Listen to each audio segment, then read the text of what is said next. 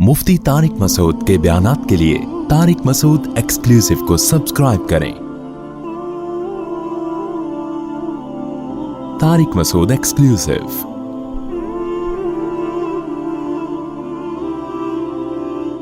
कुरान अल्लाह मियां ने हमें दिया है। मैं आपसे एक बात कहता हूं, या तो कुरान को फॉलो कर लो या गोरे को फॉलो कर लो। गोरे को इसलिए कह रहा हूं कि गोरा किसी आसमानी मजहब को, आज का जो गोरा है वो किसी आसमानी मजहब को नहीं मानता। वो कहता है कि हमारी गवर्नमेंट हमें बताएगी कि सही क्या है और गलत क्या है। गवर्नमेंट में अगर एक चीज लीगल है इसका मतलब वो ठीक है, गवर्नमेंट में अगर इलीगल है तो इसका मतलब क्या है, वो गलत। तो यही कॉन्सेप्ट हमारी सोसाइटी में आ गया है। लोग किसी हद तक गवर्नमेंट को तो लिफ्ट करा देते हैं। तो देखो, गवर्नमेंट, मैं नहीं कह रहा आप गवर्नमेंट के कानून के खिलाफ चलें, लेकिन गवर्नमेंट से ऊपर कौन है? अल्लाह है। वो कह रहे ये कायनात मेरी है, ये जमीन मेरी है, तुम्हें रिस्क मैं देता हूं, गवर्नमेंट नहीं देती तुम्हें।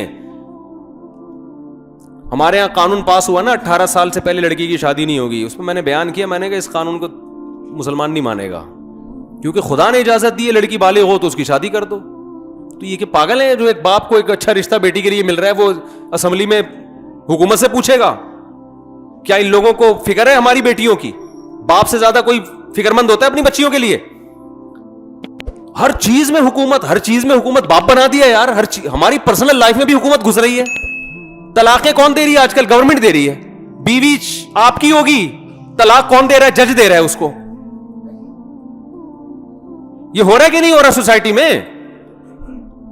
खवातीन खुला के लिए चली जाए ना कोर्ट में, फौरन खुला की डिग्री कोर्ट पकड़ा देती है। अब मुफ्ती परेशान होते हैं, यार ये खुला हुआ ही नहीं, क्योंकि शौहर को तलाक का हक कुरान में किसको दिया? अल्लाह ताला ने शौहर को हक दिया है ना, जज को थोड़ी हक दिया है। अब मुफ्ती का फतवा दारुल उलूम कोरंगी का, जामिअतुर रशीद का, बिनोरी टाउन का ये होता है, ये औरत अभी तक किसी शौहर के निकाह में बाकी है। औरत कह रही होती है जब रियासत ने मुझे मान लिया कि मैं इसके निकाह से निकल गई हूं तो मैं निकल गई हूं।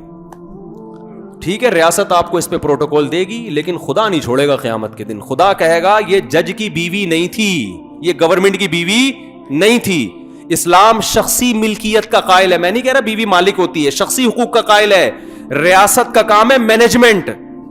रियासत को बाप बनने की इजाजत इस्लाम ने नहीं दी है। मैं रियासत का तस्वुर इस्लाम में बताता हूं क्या है। देखो, इस्लाम रियासत के बारे में जो आपका कॉन्सेप्ट क्लियर करता है वो ये है कि कुछ लोग इकट्ठे रहते हैं, उनमें बाज दफा कोई दूसरे पे जुल्म करता है, तो रियासत जुल्म की डेफिनेशन बयान नहीं करेगी, वो अल्लाह बयान कर चुका है। रियासत हया और बेहयाई को डिफाइन नहीं करेगी, वो अल्लाह पहले बयान कर चुका है। रियासत हुकूक को बयान नहीं करेगी, वो अल्लाह पहले बयान कर चुका है। रियासत का काम यह है कि कहीं हक तलफी हो रही है तो कोई तो जगह हो जहां लोग जिस पे जुल्म हो रहा है वो अपील कर सके, वो बता सके, उसके लिए कानून साजी करती है रियासत।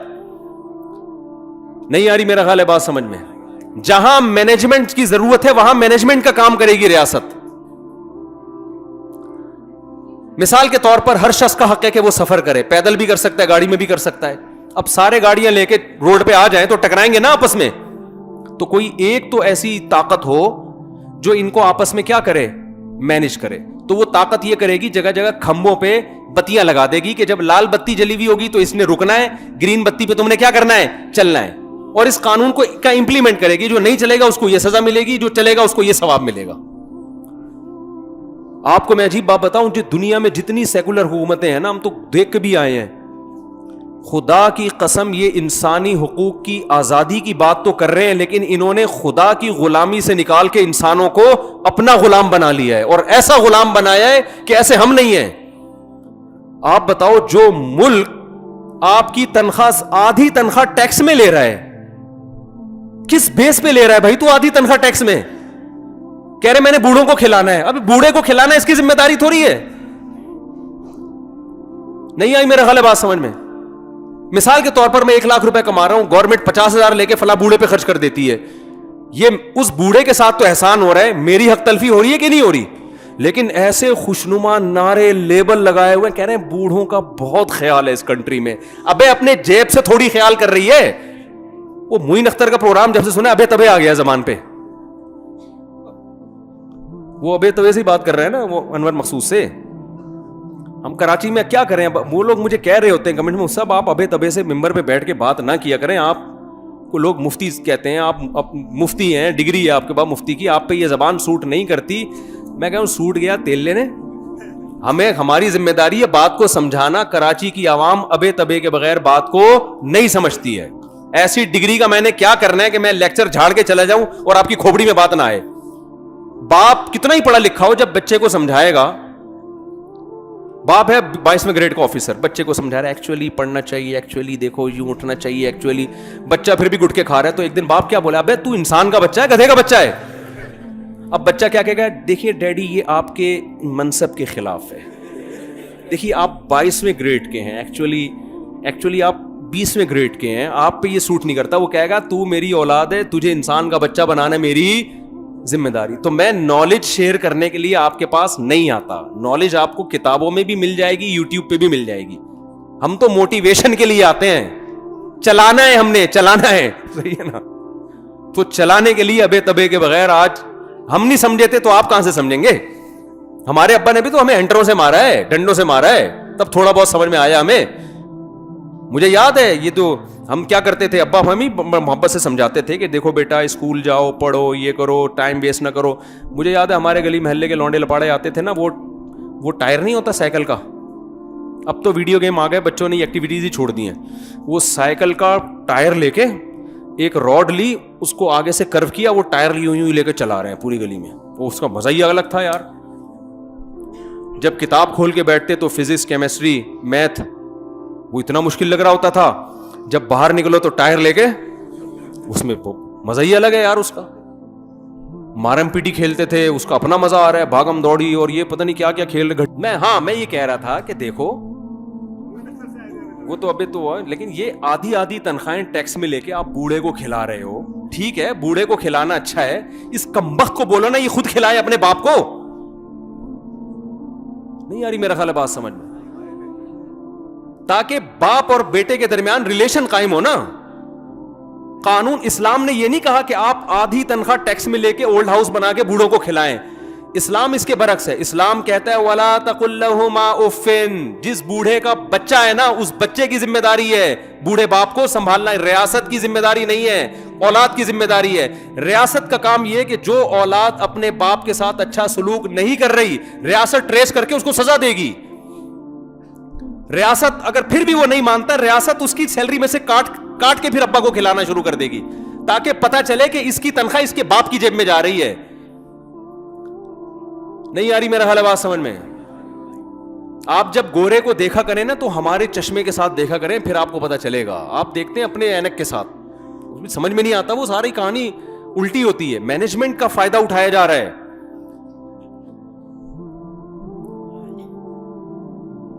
لوگ اکثر مجھ سے کہتے ہیں یار اتنا بوڑھوں کا خیال اتنا. میں نے کہا یار بچہ کیوں نہیں اپنے باپ کا خیال کر رہا, ریاست کیوں کر رہی ہے, ریاست کیوں خیال کر رہی ہے. اگر ریاست خیال کرنا چھوڑ دینا بوڑھوں کا تو خدا کی قسم وہاں جو بوڑھوں کا حشر ہونے والا ہے نا, آپ بھول جاؤ گے ہیومن رائٹس اور ویمن رائٹس. آپ پورے بڈھوں رائٹس کی کوئی تنظیم بناؤ, بوڑھوں کے حقوق کی. اسٹیٹ خیال کر رہی ہے, اسٹیٹ زبردستی آدھی تنخواہیں ٹیکس میں کاٹ رہی ہے. اسٹیٹ فیصلہ کر رہی ہے کہ ان کی ڈیورس ہوئی ہے کہ نہیں ہوئی ہے, کس نے شادی کرنی ہے, کب کرنی ہے, طلاق کیسے دینی ہے, دینی بھی ہے کہ نہیں دینی, دینے کے بعد آدھی جائیداد دینی ہے کہ اس سے آدھی جائیداد لینی ہے. یہ سارے فیصلے کون کر رہا ہے؟ تو آپ بتاؤ اسٹیٹ نے اپنا. اگر ہم کہتے ہیں کہ خدائی قانون ہے, خدا کہہ رہا ہے یہ کرنا ہے وہ کرنا ہے, تو لوگ کیا کہتے ہیں یار یہ انسانی آزادی کے کیا ہے خلاف. او بھائی دنیا میں آزاد کوئی بھی نہیں ہے, سب غلام ہیں. کوئی ریاست کا غلام ہے, کوئی خدا کا غلام ہے. اور خدا کی غلامی میں آپ کو آزادی ملے گی, ریاست کی غلامی میں حقیقت میں غلامی لگے گی, لیبل آزادی کا ہوگا. میں پھر بتا دوں ریاست کے اگینسٹ نہیں میں آپ کو لے کے جا رہا. ریاست کی ریٹ کو چیلنج کرنا, قانون کی خلاف ورزی کرنے کو ہم اچھا نہیں سمجھتے. میں صرف یہ بتانا چاہ رہا ہوں کہ اصل پہلے کس کی غلامی ہونی چاہیے, اللہ کی. پھر اللہ کے کہنے کی وجہ سے آپ ریاست کے قانون کو فالو کریں. کسی کو نہیں مانتے بھائی. میں تو جرمنی گیا, میں نے کہا ریاست کے قانون کو یہاں فالو اس لیے کرو کہ خدا نے تمہیں حکم دیا ہے. لوگ سمجھتے ہیں کہ ڈنڈی مارتے ہیں نا, وہاں ایگریمنٹ کرتے ہیں, اس کی خلاف ورزیاں کر رہے ہوتے ہیں. وہاں یورپ میں الحمدللہ مسلمانوں کا بڑا اچھا امیج بنا ہوا ہے. جرمن کی گورنمنٹ 2 سال تک اسکالرشپ دیتی ہے کہ آپ جرمن زبان سیکھ لیں. پاکستانی 6 سال تک سیکھتے رہتے ہیں بیٹھ کے کہ اسکالرشپ کھاتے رہو, سیکھ گئے تو وہ بند ہو جائے گی. تو میں نے ان لوگوں سے کہا, میں نے کہا دیکھو یہ جو آپ خلاف قانون, آپ کو پیسے فری پھکڑ کے نہیں مل رہے, کسی بدلے میں مل رہے ہیں, تو یہاں کی گورنمنٹ آپ کو چھوڑ بھی سکتی ہے, تھوڑی بہت پنشمنٹ ہوگی, ڈیپورٹ کر دے گی. آخرت والی گورنمنٹ آپ کو نہیں چھوڑے گی بھائی. کیوں؟ اللہ نے قرآن میں کیا کہا, شعیب علیہ السلام کی قوم کیا کرتی تھی, جب حق لینے کی باری آتی تو پورا حق دیتی, اور جس چیز کے بدلے میں حق لے رہی ہے وہ چیز نہیں دیتی تھی, پورا ڈنڈی مارتی تھی اس میں. میں نے کہا یہ ناپ تول میں کمی والا کام کون کر رہا ہے؟ آپ کر رہے ہو. یہ صرف آلو پیاز ٹماٹر کے بارے میں تھوڑی ہے یہ آیتیں. اللہ نے شعیب علیہ السلام کی پوری قوم کو تباہ و برباد کر دی. اللہ کو یہ اتنا غضب آتا ہے کہ آپ کسی ریاست میں رہ کے ایگریمنٹ کر کے اس سے بینیفٹ حاصل کر رہے ہو اور اس کو اس کا حق نہ دے رہے ہو, جھوٹ بول کے پیسے لے رہے ہو آپ اس سے. میں نے کہا یہ تو چھوڑ دیں گے, اللہ نہیں چھوڑے گا آپ کو.